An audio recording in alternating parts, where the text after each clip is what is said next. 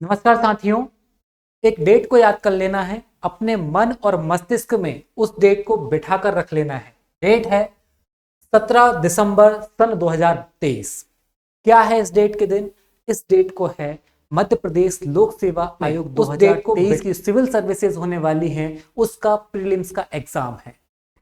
Last विगत 1-2 साल में हम देखें तो मध्य प्रदेश लोक सेवा आयोग के द्वारा जो प्रीलिम्स एग्जाम कंडक्ट कराई जा रही है, उनका कट ऑफ लगातार बढ़ रहा है। क्या रीजन है इस कट ऑफ के बढ़ने का? क्या वास्तविकता में हम इतने बुद्धिमान हो गए हैं कि हम जो 100 क्वेश्चंस पूछे जाते हैं जीएस पेपर 1 में, उसके अधिकतम क्वेश्चनों को सही कर रहे हैं? या फिर कुछ ऐसी बातें हैं कि पेपर का लेवल सरल आ रहा है, या फिर फैक्चुअल क्वेश्चंस पूछे जा रहे हैं, थ्रो क्वेश्चंस, यानी कि हम बात करें कि बिना किसी रीजनिंग के, बिना किसी लॉजिक वाले, या तो आपको आता है तो आप सही करेंगे या फिर नहीं आता है तो आप गलत कर देंगे। इस प्रकार के क्वेश्चन पूछे जा रहे हैं। तो कंप्लीट जो एनालिसिस हमने लेकर किया है मध्य प्रदेश लोक सेवा आयोग के सिविल एग्जाम्स के प्रीलिम्स के अंदर क्या कुछ बातें मेन होती हैं, उनको हमें ध्यान में रखना चाहिए, है ना। तो बढ़ते हुए कट ऑफ के बारे में पहले बात करते हैं। कट ऑफ इतना बढ़ क्यों रहा है ना, कट ऑफ का स्तर इतना ज्यादा क्यों है, इस चीज को लेकर के बात करें पहले तो, है ना। फिर समझेंगे कि आखिरकार हम कैसे इस बढ़े हुए कट ऑफ तक पहुंच पाए। नंबर 1 चीज, जो कट ऑफ बढ़ रहा है, इसका नंबर पहला जो है वो है क्वेश्चन। यानी कि ये क्वेश्चन कैसे हैं? सामान्य स्तर के हैं। सामान्य स्तर। अब देखिए, सामान्य स्तर लिखने के पीछे मेरा ये कॉन्सेप्ट नहीं है कि फैक्चुअल है। फैक्ट, जैसे कि यदि अगर आपसे पूछा जाए कि भारत की राजधानी क्या है, तो आपको पता होगा कि भारत की राजधानी दिल्ली है। ये फैक्चुअल चीज होती है। लेकिन यदि अगर इसी चीज को घुमा करके आपसे पूछा जाए कि भारत की राजधानी जो है वो भारत के उत्तरी क्षेत्र में स्थित है, लेकिन ये वर्ष 1912 में घोषित की गई थी, अब आप थोड़ा सा सोचेंगे, है ना। तो यानी जब भी कहीं आपके अंदर थिंकिंग की बात आ जाए, एनालिसिस करने की बात आ जाए, इस प्रकार के क्वेश्चंस जो देखने को मिल रहे हैं, वर्तमान में देखने को मिल रहे हैं। दूसरी बात ये जो है वो है एग्जाम डेट। यानी कि एग्जाम डेट क्या हो रही है, एग्जाम डेट जो है वो बार बार बहुत जल्दी आ रही है। यानी कि हमने देखा कि अभी यदि प्रीलिम्स की बात करें तो प्रीलिम्स हमारा था 2022 की बात करें तो 21 मई को, है ना, 21 मई को एग्जाम था। अब 21 मई को एग्जाम था, इसके बीच में बहुत सारी एग्जाम्स हैं। इसके बाद में अभी फिर से 17 दिसंबर को वापस से प्रीलिम्स के एग्जाम है। इससे हो ये रहा है कि आपकी जो पढ़ाई है वो किस स्तर की चली गई, हाई लेवल की हो गई। आपका जो स्टडी है वो हाई लेवल का हो गया है ना। स्टडी यानी कि आपका रिवीजन अच्छा हो रहा है, आप बार बार अपनी किताबों से दूर नहीं हो रहे। जब होता क्या था, अमूमन साल में एक बार एमपीपीएससी प्री की एग्जाम होती थी, तो होता क्या था, हम एक बार पढ़ के और पटक देते। अब एक साल बाद हम वो प्री पढ़ते थे नेक्स्ट ईयर। लेकिन अब ऐसा नहीं है, साल में 3 आपको प्रीलिम्स देखने को मिल रही है। तो इसका एक रीजन ये हो सकता है रिपीटेशन ऑफ एग्जाम, है ना। फिर होता है क्वेश्चन का लेवल। लेकिन अभी क्या है, लेवल भी बहुत अच्छा है, कोई इतना बहुत ज्यादा सरल लेवल भी नहीं है पेपर का। स्टैंडर्ड पेपर है, मॉडरेट पेपर है, कठिन और सरल के बीच का पेपर है ना। अब यहां पर हम बात करते हैं हमारे कट ऑफ क्लियर की। हमारा कट ऑफ क्लियर कैसा, कट ऑफ क्लियर कैसा हो, यदि अगर हमारे पास में 80 प्लस लाने की क्षमता है। अब ये 80 प्लस क्या है, नंबर ऑफ क्वेश्चंस, है ना, नंबर ऑफ क्वेश्चंस। और मार्किंग्स में मैं बात करूं तो कितना, 160 नंबर। 160 नंबर यदि लाने की आप क्षमता रखते हैं तो मध्य प्रदेश लोक सेवा आयोग के प्रीलिम्स एग्जाम के पीछे आप भागिए, है ना। ये टारगेट सेट कर लीजिए कि मैं किसी भी कैटेगरी से हो, ओबीसी हो, एससी हो, एसटी हो, जनरल हो, उससे नहीं फर्क पड़ता। आप केवल टारगेट सेट कीजिए 80 प्लस लाने का। अब 80 प्लस लाना हलवा बनाने जितना आसान नहीं है। ये चीज देखिए, एक बात मैं क्लियर कर दूं, एमपीपीएससी प्रीलिम्स का जो एग्जाम है उसको क्वालिफाइड करना केवल पढ़ाई से नहीं होता, केवल बुक रीडिंग से प्रीलिम्स क्लियर नहीं होता। एक चीज याद रख लेना, है ना, क्या याद रख लेना, बुक रीडिंग करने से केवल एग्जाम क्लियर नहीं होता। आपने जो पढ़ा है उसको एग्जाम हॉल के अंदर आप किस तरीके से इंप्लीमेंट कर रहे हैं, इस बात का बहुत ज्यादा फर्क पड़ता है। कुछ लोग ऐसे आपने देखे होंगे कि मस्ती मजाक में रहते हैं, दिन भर बढ़िया घूमते रहते हैं, लेकिन एग्जाम में बहुत बढ़िया शानदार स्कोर करके आते हैं। क्या रीजन है ऐसा? क्योंकि वो एग्जीक्यूट बहुत अच्छे से करते हैं, जो भी उनके पास साम दाम दंड भेद जो हथियार है, जो उन्होंने किताब से फैक्ट निकाले हैं, जो उन्होंने पढ़ाई की है, उसे बहुत कूल माइंड से इंप्लीमेंट करते हैं, है ना। हमें क्या करना है, एक स्टेप में आप यहाँ पे बात करेंगे,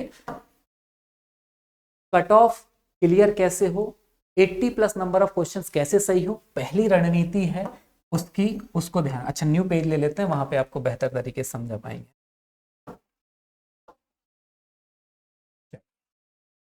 नंबर ऑफ पहली चीज वो है आपका सिलेबस।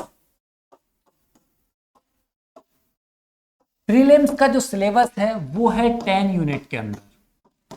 10 यूनिट के अंदर किस यूनिट से कितने ज्यादा क्वेश्चंस आते हैं, क्या वेटेज है, क्या वजन है उस यूनिट का, कितना महत्वपूर्ण वह यूनिट है, कल के वीडियो में हमने भी बात कर चुके हैं ना, तो आप जाकर के वो भी देख लीजिएगा, है ना। कौन सी यूनिट कितनी इंपॉर्टेंट है, कौन सी यूनिट के अंदर कितने पेज पढ़ने पर हमें कितने क्वेश्चन सही हो जाते हैं, ये चीज हमने कल डिस्कस कर चुके हैं। पहली बात है सिलेबस कंप्लीट हो जाए और सिलेबस टू द पॉइंट हो। ऐसा नहीं है कि हम घुसते चले जा रहे हैं, जो पूछा गया है वही पढ़ें, लेकिन उससे स्तर का डीप। यानी कि देखिए क्वेश्चन पूछा गया है कि 1919 का भारत शासन अधिनियम या 1935 का भारत शासन अधिनियम, ये दो अधिनियम की बात करते हैं। इन दोनों अधिनियम को लिखा गया है हमारे यूनिट नंबर 6 के अंदर। इन दोनों को बहुत डीप में पढ़ना है ना। पहली चीज टू द पॉइंट पढ़ना है, सिलेबस के अकॉर्डिंग पढ़ना है। नंबर सेकंड जो है वो है एग्जाम डेट से पहले। टारगेट क्या सेट करना है सिलेबस को खत्म करने का, एग्जाम डेट से पहले 10 डेज। यानी कि मैं बात करूं, यदि अगर 17 दिसंबर को एग्जाम है, कोशिश कीजिए कि 7 दिसंबर तक आपका जो सिलेबस है वो क्या हो जाए, फिनिश हो जाए, खत्म हो जाए, है ना। अब इसके बाद में महत्वपूर्ण चीज है वो है आपका रिवीजन।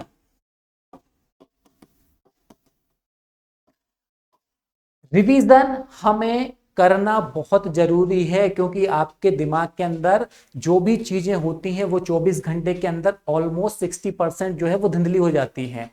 वापस से रिकॉल करने पर चीजें 70% तक याद रहती हैं। कोशिश करें कि आप जो भी कुछ पढ़ रहे हैं, जितना आपका सिलेबस है, ये कम से कम ऐसा आप डिवाइड कीजिए पढ़ने के अपने स्तर को, कम से कम 2 बार रिवीजन होना चाहिए, है ना। ये रिवीजन आप डेली कर सकते हैं, पर डे रिवीजन कर सकते हैं कि आज हमने जो पढ़ा उसको कल 1-1.5 घंटे में रिवाइज कर लें। वीकली रिवीजन करना चाहिए, वीकली रिवीजन के बाद में मंथली रिवीजन, है ना। ये 3 स्टेज में आपको रिवीजन करना है। नंबर फोर्थ बहुत इंपॉर्टेंट चीज है, वो है एग्जाम डे। एग्जाम डे, जिस दिन आपका एग्जाम होगा उस दिन आपको कैसे रहना है ना, पेपर को कैसे सॉल्व करना है। नंबर 5 जो है वो है पेपर सॉल्व। क्योंकि मेरे बहुत सारे स्टूडेंट्स ऐसे हैं जो ये कहते हैं सर हमें याद सब कुछ है, याद बढ़िया है, बहुत बढ़िया तरीके से हमें याद है, हम जब एग्जाम हॉल में अंदर गए एकदम माइंड ब्लैंक हो गया, है ना, ब्लैंक, बिल्कुल खाली, समझ में नहीं आ रहा। एक इस प्रकार के स्टूडेंट हैं। सेकंड प्रकार के जो स्टूडेंट है वो ये हैं कि सर जैसे ही शुरुआत के 3-4 क्वेश्चन हमसे नहीं बने, उसके बाद पेपर में आते हुए क्वेश्चन भी हमसे नहीं बन पा रहे। एक थर्ड कैटेगरी के जो स्टूडेंट है वो ये हैं कि सर शुरुआत तो धमाकेदार हमारी हुई, पेपर में हमने 40-50 क्वेश्चन बहुत शानदार तरीके से कर दिए और हमारा जो है कॉन्फिडेंस लेवल बहुत अच्छा हो गया, बहुत बूस्ट, मजा आ गया कि सर अब तो कट ऑफ क्लियर हो गया, डिप्टी कलेक्टर बन गए। घर आके देखा तो पता चला कि बाद में ओवर कॉन्फिडेंस से बहुत सारे क्वेश्चन गलत कर डाले, क्योंकि पूरा क्वेश्चन पढ़ा ही नहीं, पूरा क्वेश्चन रीड ही नहीं किया। गलती नंबर नेक्स्ट की बात करें तो स्टूडेंट 4th-5th नंबर के नेक्स्ट स्टूडेंट हैं वो ये बात करते हैं कि सर पेपर में टिक भी बहुत अच्छा किया था, आंसर भी बहुत अच्छे से लगाए थे, गोला भरते टाइम गलती, ए का बी भर दिया, बी का सी भर दिया, पहले क्वेश्चन का आंसर ए देना था तो दूसरे के में ए भर दिया। ऐसी कुछ गलतियां हैं, वो गलतियां हमें नहीं करना है और पेपर सॉल्व की जो मेथड है वो क्या है उसको भी मैं 2 मिनट के अंदर आपको समझा देता हूं। ठीक है, सारी चीजें समझ में आई, इन चीजों को आपको फोकस जरूर करना है। ठीक है, चलिए नेक्स्ट की मैं बात करता हूं, वो है पेपर सॉल्विंग की मेथड। पेपर सॉल्व कैसे करें, पेपर सॉल्व कैसे करना चाहिए हमें। हम प्रीलिम्स के अंदर पेपर सॉल्व करने की एक मेथड होती है, उसको फॉलो करेंगे तो बहुत सारी टेंशन आपकी कम हो जाएगी। कैसी? नंबर वन की बात करें, पहला है आपको रीड, यानी कि जैसे ही क्वेश्चन पेपर आपके हाथ में आता है, कंप्लीट पेपर को आप देखिए, कहीं कोई प्रिंटिंग मिस्टेक तो नहीं है। ऐसा तो नहीं कि 100 क्वेश्चंस नहीं है, कुछ मिस्टेक की वजह से क्वेश्चंस गायब हो गए हैं, है ना। यदि अगर गायब मिलते हैं तो आप तुरंत ही आपके एग्जाम के इन्विजिलेटर से मांग सकते हैं, जो भी वहां पे कंट्रोलर है उससे आप मांग सकते हैं कि मुझे दूसरा पेपर दिया जाए। ठीक है, मस्ट चेक करना है नंबर ऑफ क्वेश्चन 100 है या नहीं है। ठीक है, नंबर सेकेंड में अब बारी आती है हमें क्वेश्चनों को सॉल्व करने की। देखिए, आप यदि अगर वास्तविकता में एग्जाम को क्रैक करना चाहते हैं, डिप्टी कलेक्टर बनना चाहते हैं, तो आप पढ़ाई करते होंगे। और यदि पढ़ाई करते होंगे तो ऐसा हो नहीं सकता कि 100 में से 40 क्वेश्चन ऐसे ना हो कि जो आपको रात को यदि सपने में मैं उठा करके पूछूंगा बेटा इसका आंसर बताओ, तो आप नींद में आंसर दे सकते हो। नींद में 40 क्वेश्चन ऐसे होंगे आपके पेपर के, नहीं होता ऐसा। जब भी आप घर आके बताते हो, अपने पिताजी को बताते हो, जो कॉम्पिटिशन एग्जाम की तैयारी नहीं करते उनको बताते, क्या बोलते हैं? अरे बहुत सरल सा पेपर था, है ना, यही बोलते हैं ना, बहुत सरल सा पेपर था, ये तो क्वेश्चन हमसे आते थे, तुमसे नहीं बने होंगे क्या। ठीक है, 40 क्वेश्चन कैसे हैं कि नींद में उठ करके आप दे सकते हो, यानी कि पहले 1 से लेकर के 100 के बीच में आपको उन क्वेश्चन को हल करना है, उनके आंसर पेपर में टिक करना है, जो कि आपको संभावना ही नहीं है तो आप 100% श्योर हो कि ये सही है, उन क्वेश्चंस के आपको क्या देना है, आंसर देना है। ठीक है, 40 में से मैं फिर भी मान लेता हूं कि आपकी ह्यूमन एरर की वजह से 35 क्वेश्चंस आपके सही होंगे। 5 फिर भी भ्रम हो जाता है, ह्यूमन है, गलती हो जाती है। ठीक है, 35। अभी भी कितने क्वेश्चन बचे हैं आपके पास? यहां से 40 आपने सॉल्व कर लिए, 60 क्वेश्चन फिर भी आपके पास में हैं अभी, है ना। 60 क्वेश्चन बचे हैं कि नहीं बचे? ठीक है, कितने लाना है अपने को?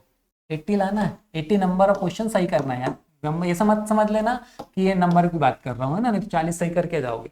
80 क्वेश्चन सही करने की बात कर रहा हूँ। ठीक है, 80 लाना है। कितने सही हो गए अपने पास? 35 चले गए हैं। ठीक है, अब बचे हैं 60। ठीक है, 60 में से क्या करना है? अब दिमाग लगाना है। क्या दिमाग लगाना है? अब क्वेश्चन पेपर में वो फेज शुरू होता है जिन फेज का चिंतन मनन करके आंसर आता है। चिंतन मनन करके आंसर आता है, ऐसे क्वेश्चनों की जो संख्या है वो संख्या लगभग होती है इसके आधी से भी ज्यादा। लगभग मैं बात करूं तो 40 के आसपास नंबर ऑफ क्वेश्चन। ठीक है, इसमें से भी मान लेता हूं 5 क्वेश्चन आपके गलत हो गए। इसमें से चिंतन मनन करके, जैसे कई बार नहीं होता कि पूरा हम सेंटेंस बार बार पढ़ते हैं, बार बार फैक्ट पढ़ते हैं, चारों ऑप्शंस पढ़ते हैं, तो हम एलिमिनेशन मेथड का यूज कर सकते हैं, है ना। 3 ऑप्शंस गलत निकाल सकते हैं। कई बार ऐसा होता है 50-50 में उलझ जाते हैं। 50-50 में उलझ जाते हैं ना, कहता है यार ये सही है, ये सही है, ये सही है, ये सही है, दो में इतना तो कंफर्म है कि ए या बी में से कोई सही होगा। मतलब 2 ऑप्शंस के बीच में कंफ्यूजन होता है।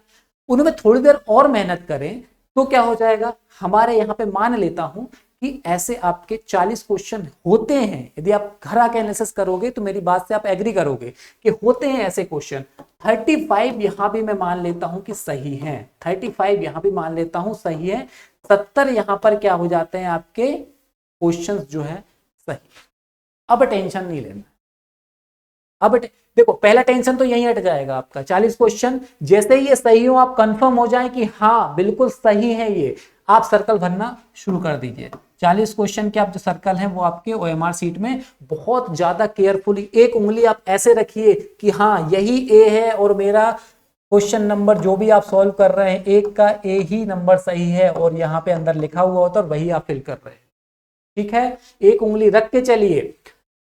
ये हो गए आपके 70 क्वेश्चंस की बात करें, यानी कि पहले में आपको रटे रटाए क्वेश्चंस, दूसरे में आपके दिमाग और मन और मस्तिष्क का इस्तेमाल करते हुए जो 50-50 कंफ्यूजन वाले हैं, बहुत सारे क्वेश्चन में ट्रिकी और लॉजिक का यूज आप कर सकते हैं। ऐसे क्वेश्चंस को आप क्या काम कर सकते हैं, सॉल्व कर सकते हैं। तो फिर भी मैं मान लेता हूं कि यहां से 10 क्वेश्चंस आपके गलत हो जाएंगे। है ना, दोनों में 70। इसके बाद आपके पास कितने क्वेश्चन बच गए? 40 या 20 क्वेश्चन अभी भी बचे हैं भाई, 20 क्वेश्चन अभी बचे हैं, और खेल यहीं शुरू होता है। खेल यही शुरू होता है इन 20 क्वेश्चंस में। क्या करना है? 20 क्वेश्चंस में मात्र और मात्र 10 क्वेश्चंस जो है वो सही करना है, 50% सही करना है। इतनी पढ़ाई नहीं करते कि 10 क्वेश्चन तुक्के में सही कर देते हैं लोग, है ना। 20 में से 10 क्वेश्चन सही करना है। ये कैसे सही होंगे? ये इस प्रकार सही होंगे कि एक बार आप उस क्वेश्चन को, मतलब ये ऐसे क्वेश्चन है जिनका आपको कोई आइडिया नहीं है कि इसमें क्या आंसर हो सकता है, कोई आइडिया नहीं है, लेकिन ये एक ऐसा हो नहीं सकता कि इन 20 क्वेश्चनों में से 15 क्वेश्चन ऐसे होंगे जो कि रिलेट होंगे, जो कि कहीं ना कहीं आपके स्टडी से आए होंगे, याद नहीं कर पा रहे होंगे। तो क्या करना है, हमें इन 20 जो क्वेश्चन लास्ट के बचे हुए हैं, यानी कि अभी तक हम कहां पहुंच गए? 70 पे पहुंच गए, 10 क्वेश्चन की और बात। क्या करना है, इन 20 क्वेश्चन जिनका कोई आइडिया नहीं है उनको बहुत अच्छे से रीड करना है, शांति से आंखें बंद करके सोचना है, और उस क्वेश्चन को पढ़ने के बाद में जैसे ही आंसर ऑप्शंस पढ़ना है, और बहुत ज्यादा आपका मस्तिष्क जिस ऑप्शन से रिलेट करे आपको वो आंसर चूज कर लेना है। ठीक है, क्वेश्चन नंबर मान लेते हैं 70 आपने पढ़ा और आपके मस्तिष्क ने सारी क्षमताओं का इस्तेमाल करते हुए ऑप्शन नंबर बी चूज किया। अब बी का ही आपको क्या काम कर देना, सर्कल जो है वो फिल करने की प्रक्रिया शुरू करने दे। याद रखना कि एक बार जो मस्तिष्क ने सोच लिया उसको बदलना नहीं, उसको बदलना नहीं, उसको आपको चेंज नहीं करना कि नहीं यार भरते टाइम कभी कभी ऐसा लगता है ना, क्या करते हैं 70 नंबर क्वेश्चन था, एक काम करते हैं यार, चलो क्या काम करते हैं यार, मेरे दिमाग ने आंख बंद करके सोचा था बी ऑप्शन, पर आंख खोल के लग रहा है कि ये ऑप्शन सही है। ऐसा नहीं करना, चेंज नहीं करना। यकीन मानिए मैक्सिमम स्टूडेंट्स ये गलती करते हैं, जब वो आंसर्स भरने जाते हैं अपनी ओएमआर में तो आंसर को चेंज कर देते हैं। ये गलती मत कीजिए। आपका मस्तिष्क, आपका अवचेतन मन आपसे ज्यादा स्मार्ट है, आपसे ज्यादा एक्टिव है, उसे पता है कि मुझे क्या याद करना है। ठीक है, यहां से मोस्टली मुझे उम्मीद है कि आप 12 के आसपास क्वेश्चन जो है सही करेंगे, मैं फिर भी 10 ही मान लेता हूं। तो इस प्रकार से आपके जो क्वेश्चन हो जाते हैं वो 80 क्वेश्चन जो है वो सही हो जाते हैं। ठीक है, और 80 क्वेश्चन सही होना मतलब कि आपका कट ऑफ क्लियर हो। समझ में आई स्ट्रेटजी? पेपर सॉल्व कैसे करना है, पेपर सॉल्व करने की जो मेथड है उस मेथड को फॉलो करना है, प्रॉपर कूल रहना है, ऐसा नहीं बहुत ज्यादा घबरा जाना है ना। कुछ आपकी यदि अगर प्रॉब्लम्स हैं, जिन प्रॉब्लम को आप सॉल्व नहीं कर पा रहे हैं, मुझे कमेंट करिए, बताइए कि क्या कुछ आपकी प्रॉब्लम है, कौन सी ऐसी चीज है जिसकी वजह से आप अपना कट ऑफ क्लियर नहीं कर पा रहे हैं। क्या स्टडी मटेरियल में कुछ प्रॉब्लम्स हो सकती हैं, या फिर आप क्वेश्चन के पैटर्न को नहीं समझ पा रहे हैं, या फिर आप मध्य प्रदेश लोक सेवा आयोग की प्रकृति को नहीं समझ पाए अभी तक। क्या कुछ प्रॉब्लम्स आपके आ रही हैं, आप कमेंट करिए, मुझे बताइए, मैं जरूर आपको उस क्वेश्चन का आंसर दूंगा। ठीक है।